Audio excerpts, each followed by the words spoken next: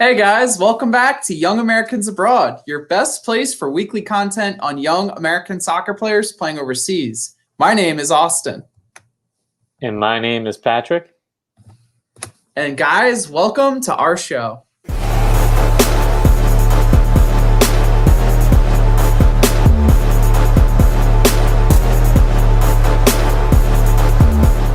So guys, it's good to have you back again. And Pat, it really feels good to get back in the swing of things to, be filming regularly again. Yeah, absolutely. And, shaking off the dust here and Rustman. And also, Austin, appreciate the U.S. jersey here that you gave. So, fans thank Austin. I can actually have some American apparel during our shows. But, yeah, it's great to be back.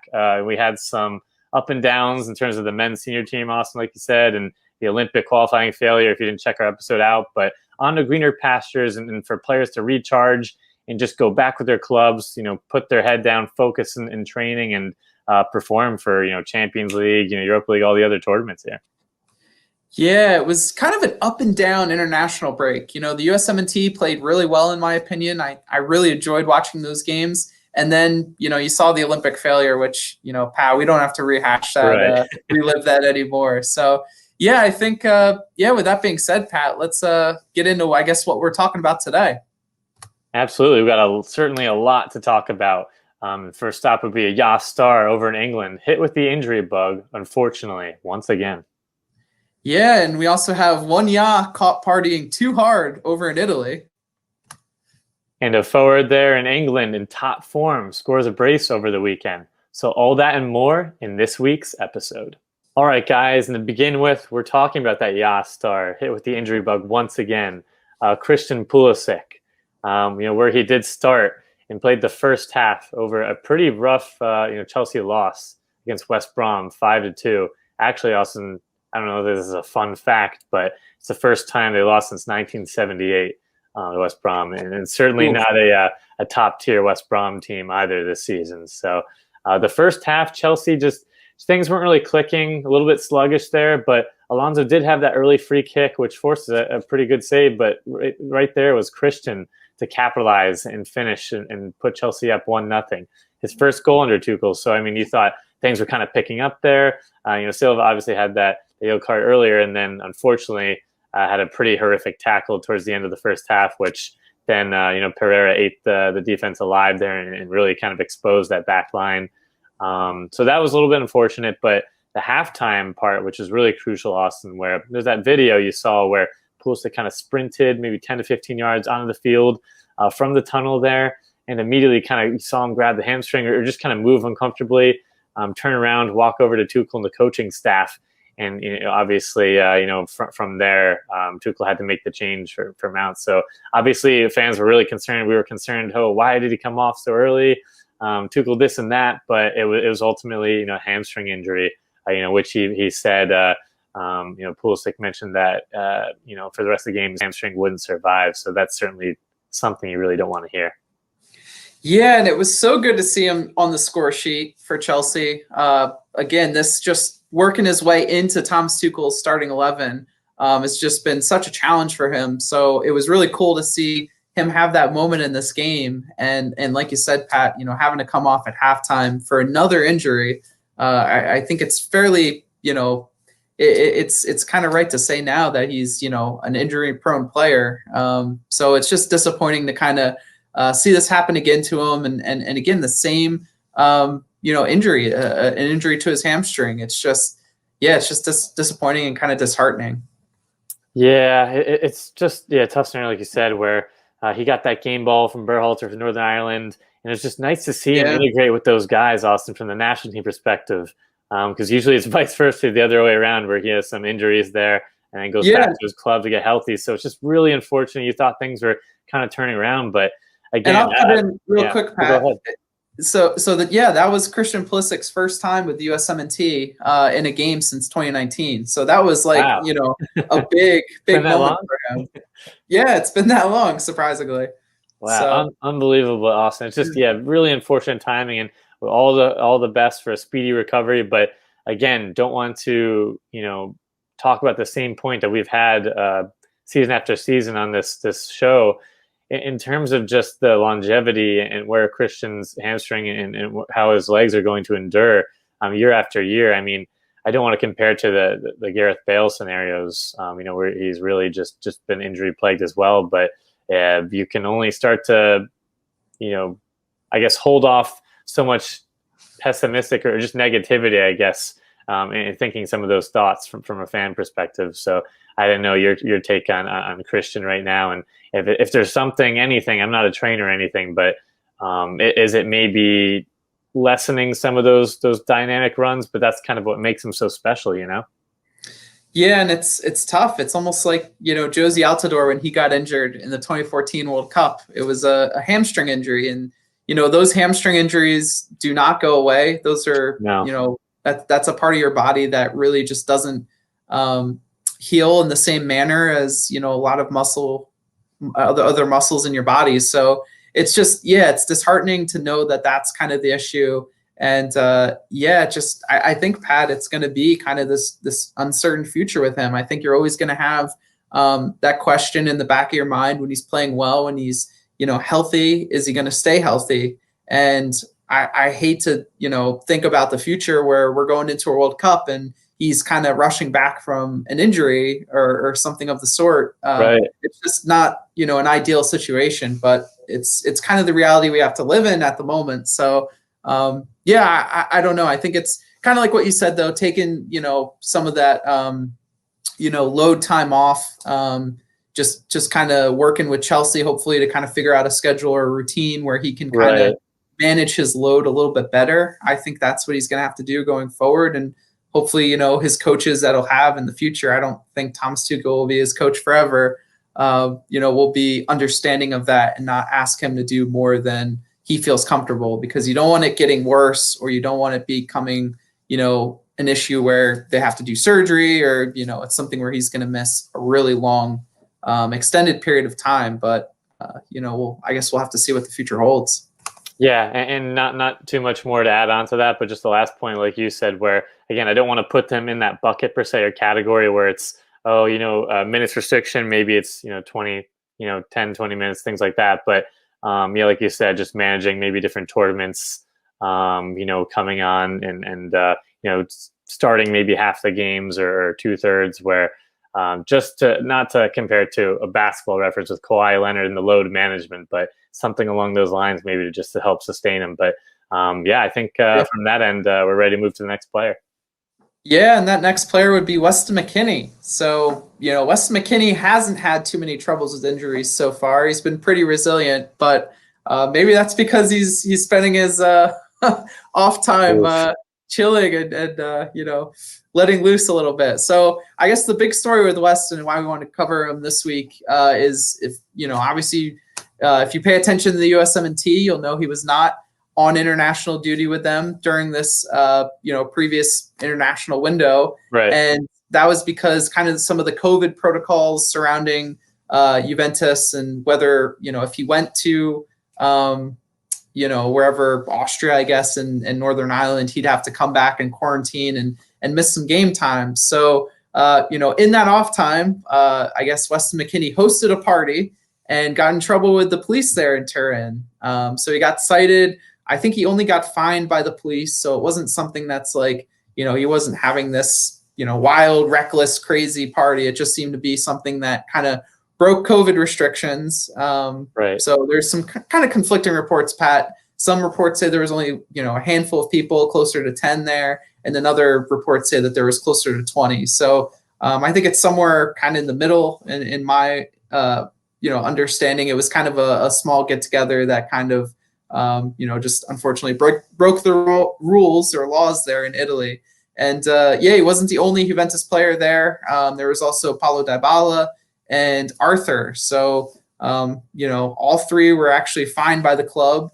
And then Andrea Pirlo made the decision to not include them this weekend in Juventus's game with Torino. So, they weren't available, didn't play, they didn't dress, none of the sort. And Juventus actually dropped points. They drew with Torino 2-2. So at the end of the day, it's kind of a costly decision for Weston. And, who knows, maybe it was something that he got roped into if, he lives with other people and they had people over. But at the end of the day, Pat, it's not the best look for him, especially since his team really needs, to kind of get as many points as they can here to keep that hope of, Right. Winning Serie A or at least making the Champions League alive. Absolutely, just because the race is so tight there, and again, we don't know all the specific details until everything comes to light, and with different conflicting reports. So we'll just kind of have to wait and see there. But like you said, just from a professional athlete standpoint, being a little bit more strict in Italy there is, and you are on a little bit more of a microscope, as opposed to the rest of us that aren't professional athletes or musicians, things like that. So you just have to be a little bit careful. In terms of limiting the size and the groups that you're with. So again, hopefully he's kind of learned from this, and I'm sure we'll see him motivated and hungry to help his team back to get those wins. Yeah, and it's going to be a quick restart, Pat. So Juventus play Napoli this Wednesday, and right now Juventus is in 4th in Serie A. Napoli's in 5th, and they're both tied on 56 points, with Juventus having the 1 goal differential over them. So it's reported that McKennie and Arthur and Dybala will all be back in the squad for this game. And I think, based on the impact McKennie's had for Juventus this season, he's going to have to start in this game. So it's going to be, him getting thrown right back into the fire in a big, big game. This is honestly the biggest game Juventus has played so far this season. Yeah, and they really need a result. Right, yeah. If they don't get Champions League, it's going to be hard to keep Ronaldo at the club. So I don't even know what would happen if that's the case. But yeah, it's going to be a big game. It sounds, again, like he's going to be involved. So I think that's exciting. I think, he's a player that's kind of bounced back from adversity in the past. So I just think, this is going to be another test for him, and we'll see if he can, rise to the occasion. I guess, Pat, before we move on, I did want to share one quote. It's been a tough season for Juventus. Obviously, this will be the first year, in what now? I think we're going on, what is it, 8? Is it 8? I always get them in I am not Bayern kind of confused. It's definitely at least 8. It's right? Gotta be at least. I want to say it's 8 or 9, something of the sort, that they've won Serie A, years that they've won Serie A in a row. And, Claudio Marchisio, a former Juventus player, arguably, I guess, a Juventus legend just because he's been there so long. He was, that calming, steady force in the team. He actually had a quote on McKennie and said, besides Chiesa and McKennie, the rest of the new guys have had highs and lows. Only those that are hungry to win must stay at Juventus. So that's really just him kind of, reaffirming that, Weston McKennie's been a real big part of this Juventus team all season. Right. We know the impact he's had with the goals, even the assists to some extent, and just that the stats that he has when he's on the field for Juventus, compared to when he's not in the field. Juventus just are a different team and have not performed nearly as well when he's not been there. So yeah, it was just cool to hear, kind of, like I said, a influential voice at Juventus kind of give McKennie that that support and show that he's that crucial of a player for the team. No, absolutely. And I was looking up, I think it is 9 now, Austin. So just to confirm your point there, where okay, it's going to be I guess Serie A has really gotten competitive. So that's definitely tough for all good things, I guess, must come to an end, is what I'm trying to say. But I guess just shifting gears here too, to another exciting player, Austin, who's just had a tremendous, 2020-2021 season here. And that's Brenden Aaronson with RB Salzburg. So obviously, right now the Austrian Bundesliga playoffs are occurring, where they're split into the teams vying for that Champions League spot, and obviously the title there for the league in one kind of, I guess, division or standings, as well as the relegation side, where Austria Wien is currently with EPB in another bracket, so separate, similar to Belgium, which we've covered before too. So just wanted to preface that. So with this game, they did play Sturm Graz there, and Aaronson started the match and played 77 minutes and even picked up an early assist there in a 3-1 win. So, Austin, we can kind of talk on it a little bit more, but his assist, I think Men in Blazers described it perfectly. on Twitter there as a Trent Alexander-Arnold assist, where he just whipped in a beautiful ball, curved around the back to the post for Daka with a amazing swan dive header. That made it 2-0, and then I think we talked about this too off camera before filming, but I mean, they had 3 goals within 10 or so minutes, which is pretty unbelievable, especially making it 2-0 there. I mean, that was within a minute or two. But nonetheless, Brenden had a lot of success just centrally, running wide too, and that's how he got the assist, going to the right flank, but then interchanging and having that flexibility to cut inside and create in the final third centrally. So I think Brendan's just thriving right now. Yeah, he's really just, had such a great start to life in Europe. And I don't think it's really that move that's kind of, given him this great run of form. I really just think he came in off a high from, the Philadelphia Union and how they finished their season, winning the Supporters Shield, and just being with Jesse Marsch, just, really just taking on that challenge of going to Europe, going to a completely different environment, going into a team that has a lot of talent already there, and thriving. He's honestly been, from day one, an impact player at Salzburg. I think that's just given him even more confidence, and now you're really seeing that take form on the field. And you're seeing him play, some of the best soccer that I've ever seen him play. Even with the USMNT, I thought his 2 appearances for them this past window were really good. And honestly, Pat, I think he should be vying for a starting spot over Gio Reyna. I think Gio Reyna is in kind of a lull right now. I think he's still figuring some things out in his career. Obviously, he's 2 or 3 years younger than Aaronson, so I think his time will come. But Aaronson right now is just playing at such a high level. Yeah, that's an interesting take. I didn't think about that with Gio and Aaronson, but I couldn't agree more. He's just playing at such a high level. And just to kind of add on, I think football wonder kids to what you were talking about.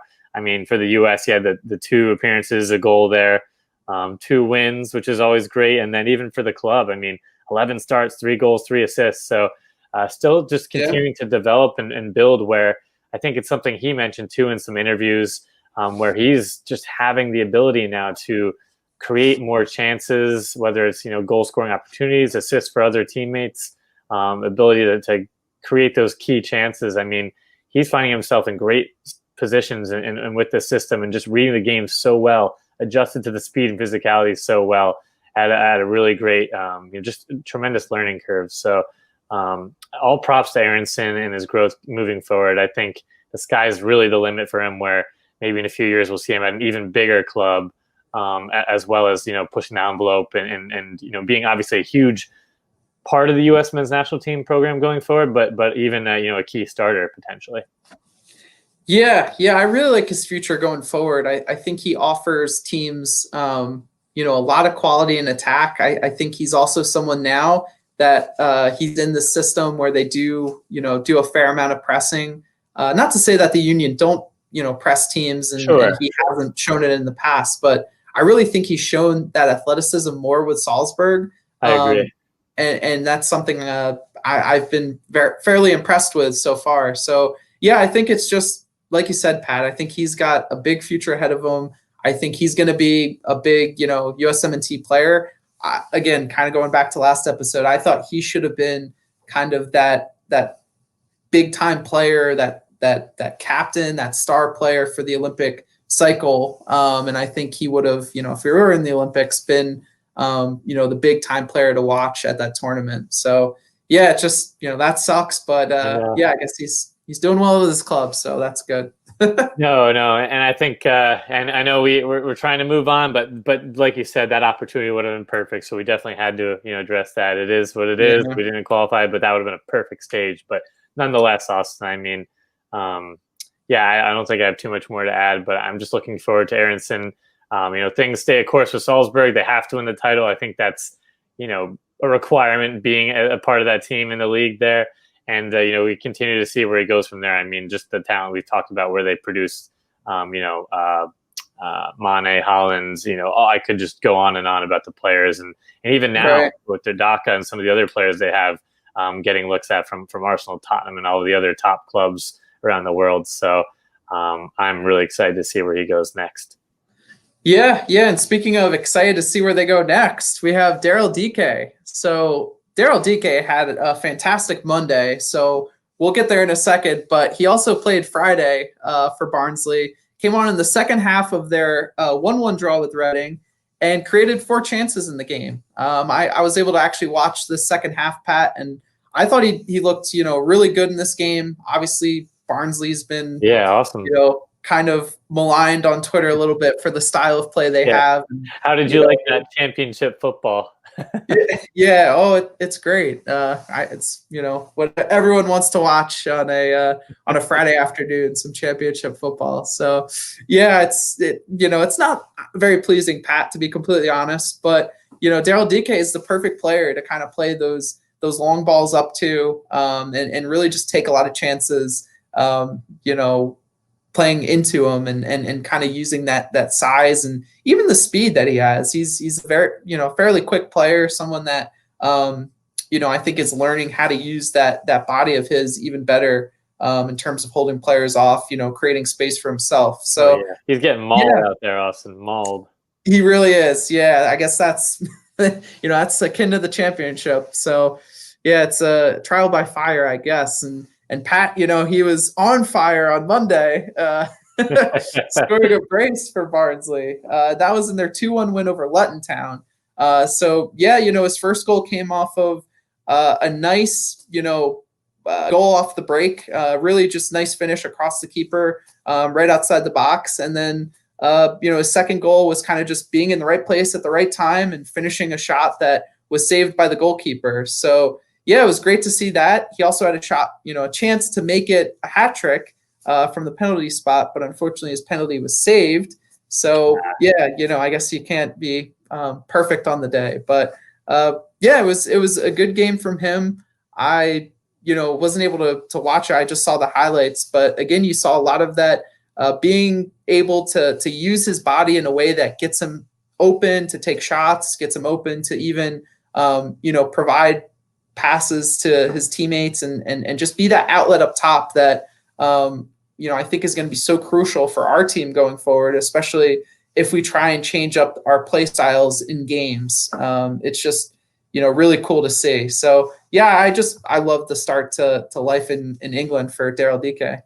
I love it too, and I was going to quickly add, just in terms of, like you said, just using his body well, adapting to just that physically grueling league that the championship has, and then obviously building upon his weakness, maybe the technical side a little bit more. But again, that clinical finisher, poacher, and somebody that can just attack the ball, I think is just so key. And when you're putting the ball in the back of the net, I mean, that's your main job, it's number one job. And I think those are just so crucial when you're playing these CONCACAF opponents that they're slide tackling you, pulling your jerseys, doing whatever they can to stop you from moving forward. And I think that's exactly the player we need when it's a rainy day against Trinidad and it's 1-1. You need somebody to bully some people over and put the ball in the back of the net.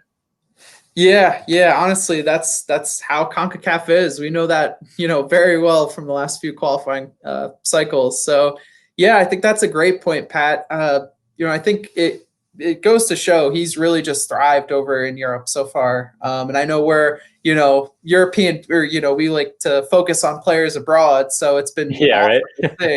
But, just to get some perspective on it, that was his 7th goal today in 13 games for Barnsley.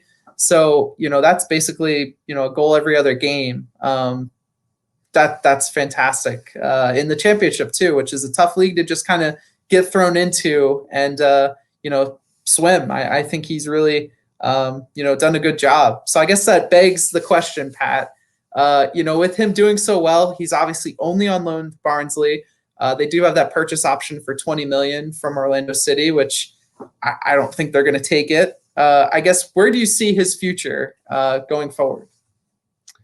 Oh, that's tough, Austin. Where do I want to be honest? I think the perfect world would be maybe a club like a Bruges or somebody that is maybe not a top 3 or 4 league right now, or a Premier League team, but somebody that is at the top of their table in their domestic league, and then playing in the Champions League playoff games or in that first group stage there. I think that's something where he could really develop there and then move on. But I know there's been a lot of talks with Premier League teams, maybe, even a low-level Premier League team, not to compare, but Fulham or some of those other ones, could be options, but I'm not so sure. I would hate for him to be a player that kind of, fades in. Some of those forwards do for those clubs in the Premier League where maybe they allow 30 goals and they only score 6 or 7 in the season, and he doesn't get, many chances there. So that's my only concern. What are your thoughts?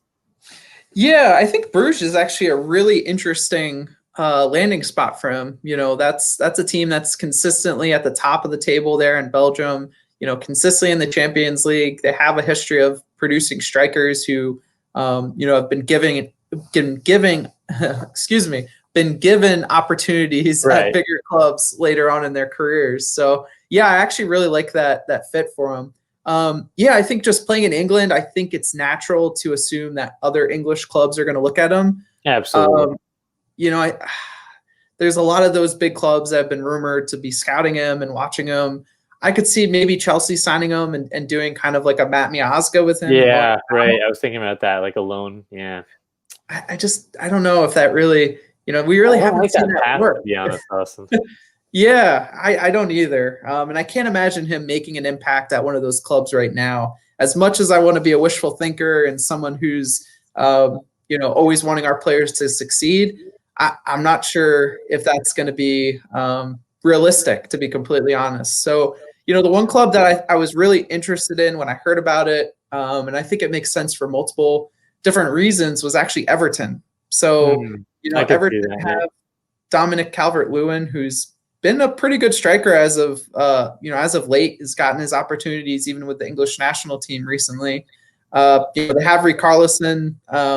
I don't think he's going to stay probably too much longer. I don't think he should stay too much longer. I think he's a better player than the level Everton's been playing at recently. But Everton's a team that's really gone through strikers in the past. They've been searching for a striker that they can kind of, not have to worry about scoring goals. You think about who's the striker now at PSG that they had, Moises Kean. Yeah, he was supposed to be their big signing. He was supposed to be the striker that kind of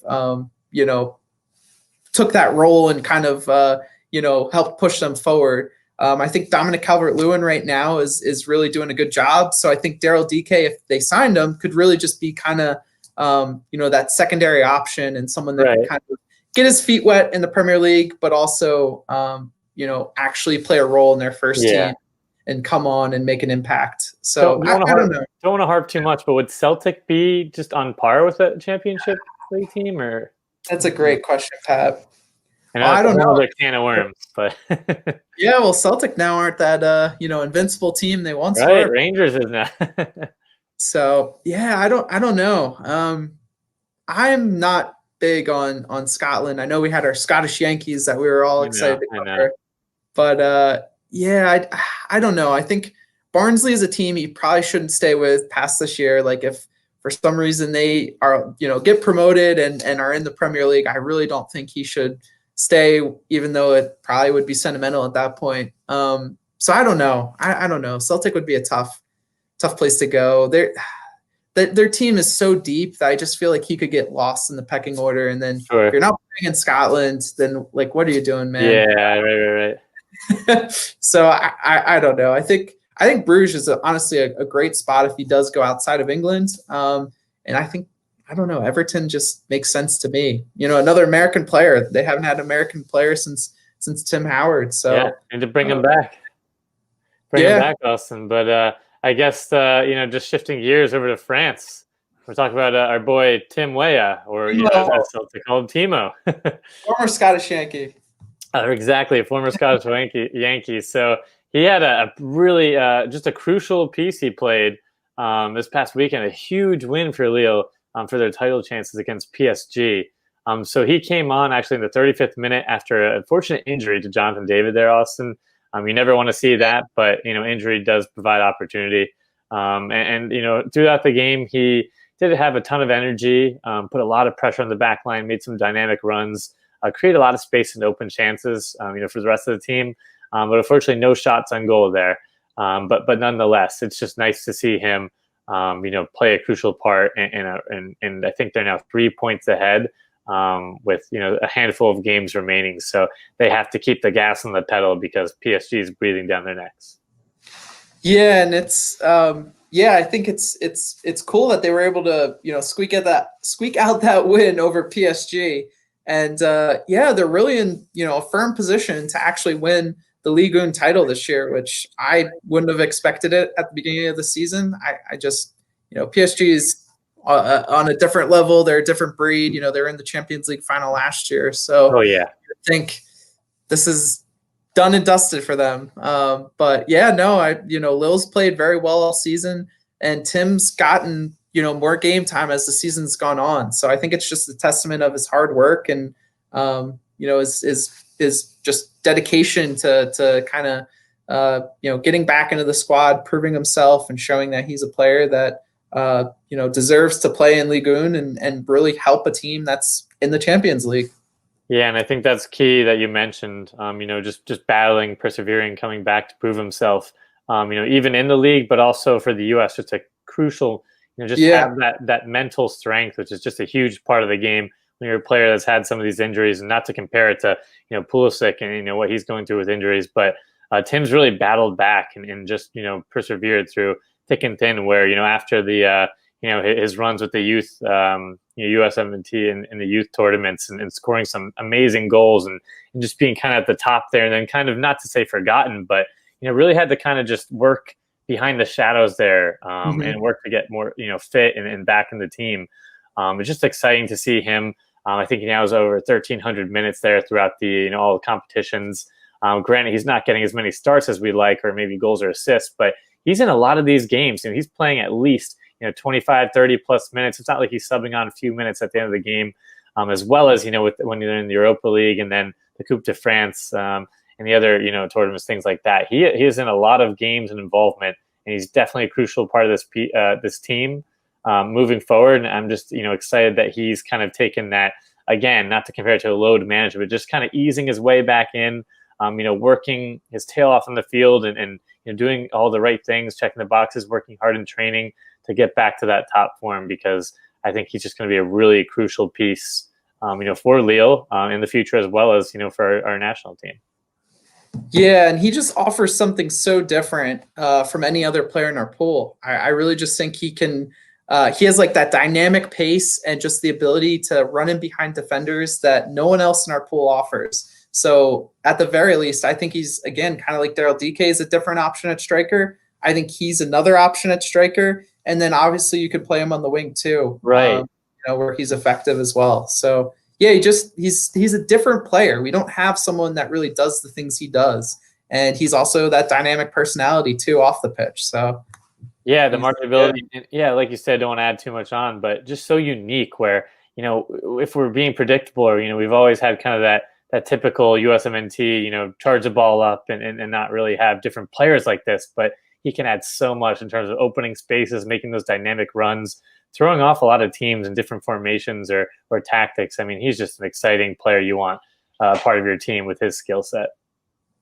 Yeah, for sure. So I guess with that, Pat, then we'll move on to our final player for today, and that's Tyler Adams.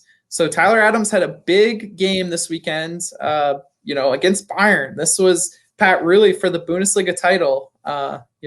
Leipzig going into the game were 4 points back, really needed this win to kind of get them back into contention and, really put Bayern kind of on their heels and really put the pressure on them for the last, final, 5 to 6 games of the season. So going into this game, Tyler Adams started in, at CDM. He started in his natural 6th position, which is always great when you're watching a Leipzig game. And I think Leipzig really took it to Bayern right at the start of the game. They did not look phased at all. They really did a great job, putting the pressure on Bayern early. The big thing with Leipzig all season is they're missing that striker up top. They don't have a striker that consistently scores goals for them. So they created a lot of, half chances, I'd say, in the first half, and things were going well for them, but it still wasn't really phasing Bayern because, they have such a strong defense, and they also are still strong in offense too, even without Robert Lewandowski. That's a whole nother level, Austin. Yeah, so it was tough, and Bayern eventually broke through with Leon Goretzka scoring, and that was the only goal in the day. So Bayern ended up winning 1-0. Leipzig now are 7 points back from Bayern, so it's really just looking pretty implausible, right now for them to win the Bundesliga and dethrone Bayern. So that was kind of disappointing. On the day, I'd say Tyler Adams played okay, and I think I'll clarify this with saying that watching this game and watching him play, and knowing that this was such an important game for them, I really expected Tyler to kind of rise to the occasion. And honestly, I thought Leipzig were going to win this game. Before the game started, I thought you were feeling the momentum, the magic there. Yeah, I really do like what Leipzig offer, and I just thought that this was the perfect game for them to kind of step up and show. Bayern didn't have Robert Lewandowski, which should have given them a lot of confidence going in, and I just thought Tyler was going to play really well, and I think he played okay. Like I said, I think there was moments though in the game where he got caught making the wrong decision. He got caught out on some of those 50-50 balls where he just got outplayed. And again, obviously Bayern's one of the best teams in the world, if not the best team in the world right now. So it makes sense. But I just was a little disappointed. I think looking back at the stats, his game wasn't as bad as I'm thinking or was thinking in the moment. But, he had 88% passing on the day. He won more duels than he lost. So at the end of the day, I don't think it was really a bad game from him, but really, Pat, I guess I want to see a little bit more from Tyler. I feel like, to explain it a little bit better, I feel like right now he's really cemented himself in that starting lineup for Leipzig. He's truly a starter now for Julian Nagelsmann, which wasn't always the case in the past. But I just don't see him as a star in this team. And maybe that's not his role for them, and that's kind of the reason why. But I just I think he can get a little bit more consistent with his gameplay, and really just kind of, become a star for them, if that makes sense. No, I think I'm in complete agreement. I think he still has a lot more. I think some maybe could argue maybe it's kind of the ceiling there, but I think he's not even there yet, where I think just needs to take that next step in terms of being that key focal point, where I know he's been interchanged at a few positions. Obviously, we like to see him where he's desired spot there in the midfield, but which was you've good. seen him, which is great all around. But when he has the opportunity to be in that prime spot where he wants, just to seize it. I know it is Bayern, which is a whole nother level, but he definitely has to show a little bit more and not let the even the results like this, the disappointment, kind of get to him. And I know he's a player that's mentally tough and strong and will overcome that, but just to take that, take that next jump. I mean, I agree with you, Austin, and not to say a plateau or anything, but there's a lot of other guys that are right there, just kind of shining, I guess, a little bit more, involved a little bit more, where maybe he can, do a few things and adjust his game to, get a little bit more on the ball, or just more. I don't know if you know what I mean. What I'm trying to say. Yeah. Well, I think it's important to also kind of define what I mean by star. So I just think he needs to, be a little bit smarter in his passing. I think that's something that he's, done a great job since, his days in MLS, where, I think that was something that kind of lacked in his game. He was known more as that defender and someone who could just kind of get after it, athletic, and break up play. I don't want to discredit some of the passes he's had. I know there's been, a lot in his career where he's had some nice passes, forward up the field and long balls and things of that nature. But I really just think he needs to, hone his decision-making a little bit more.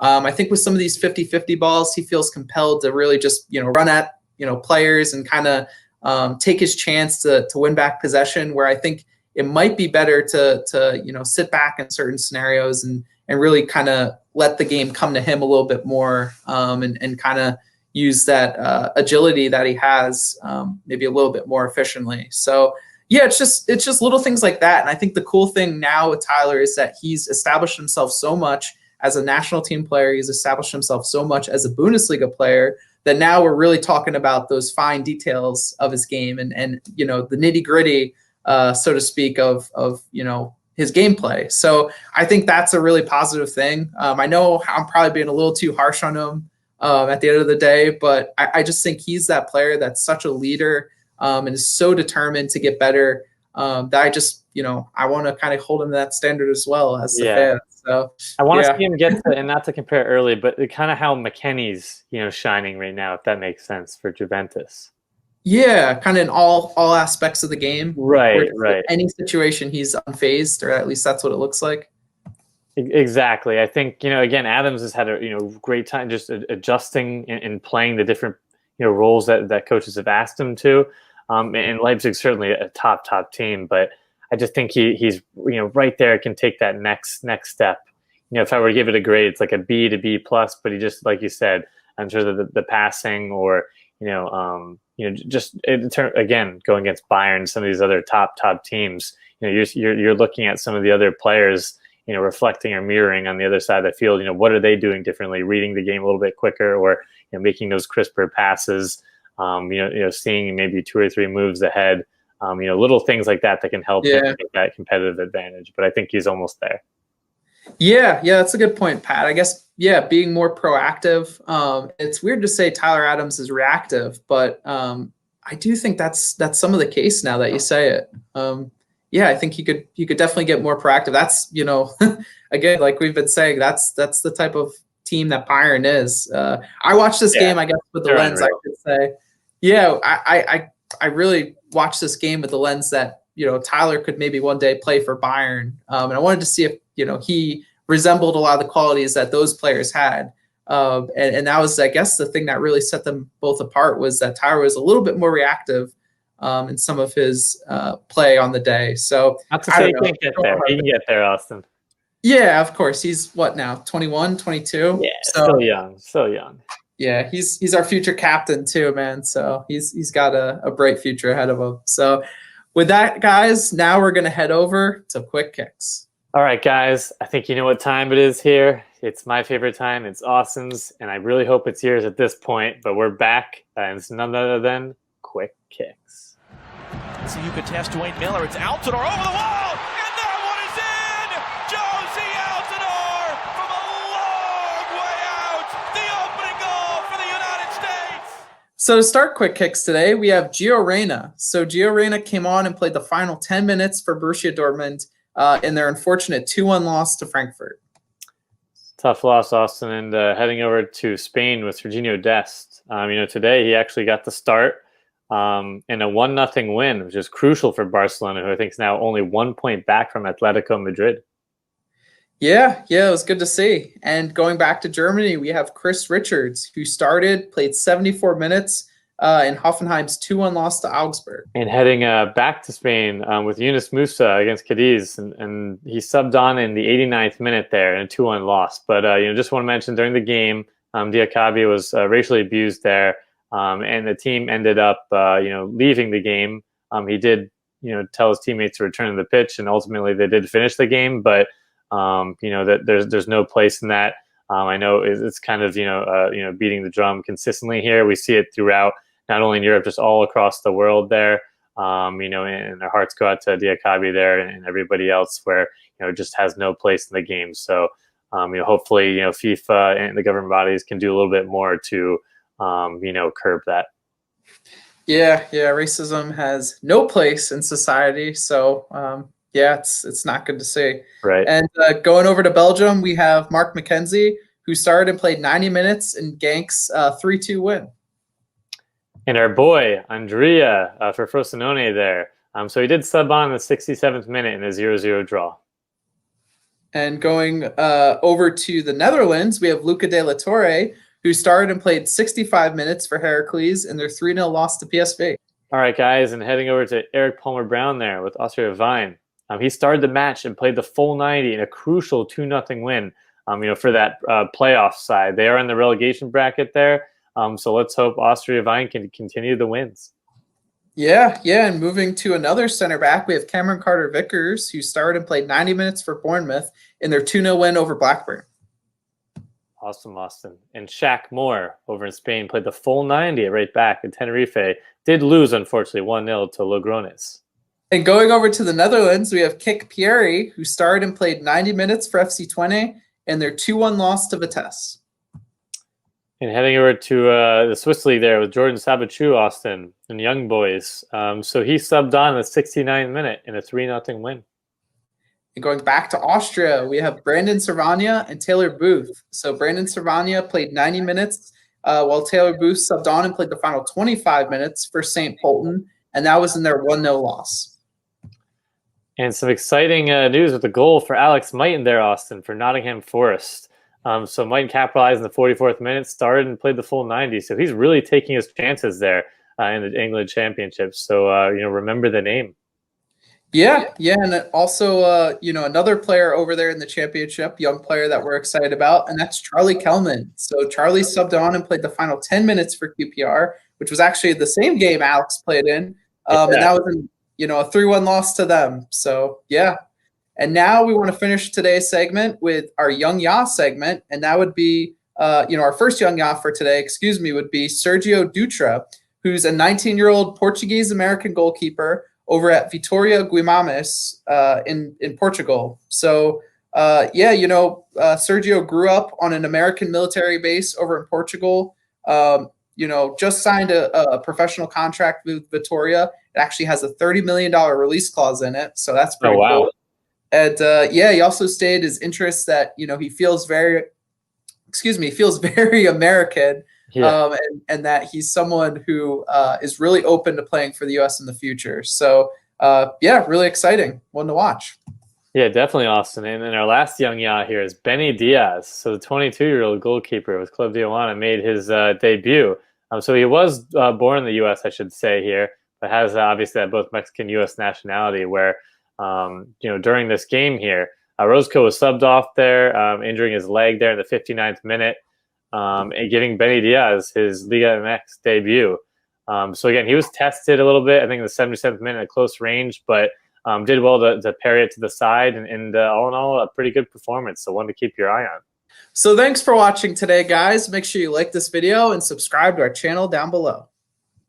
And don't forget to check out Instagram, Twitter, even TikTok, all the platforms here, social media, always providing that good content for you guys, especially, with our players back, from, national duties and, with their clubs. Yeah, and we're also, available in podcast form. This episode will be available on Apple Podcasts, Spotify, and Google Podcasts. So check us out there, subscribe, leave us a review. And I know, Austin, it was a bummer. Don't want to harp on the Olympics, but we have so much more to look forward to. We got to keep moving forward because, it is 2021, and we're getting pretty close to, the World Cup here and everything else. Yeah, that's the thing that keeps, keeps me going, Pat. I think, thinking that the Olympics, geez, I still have PTSD. That the World Cup is literally, close to a year away. It's still pretty cool. So, I guess with that, Pat, we got to end it the way we always end our episode. And that is one day we will win the World Cup.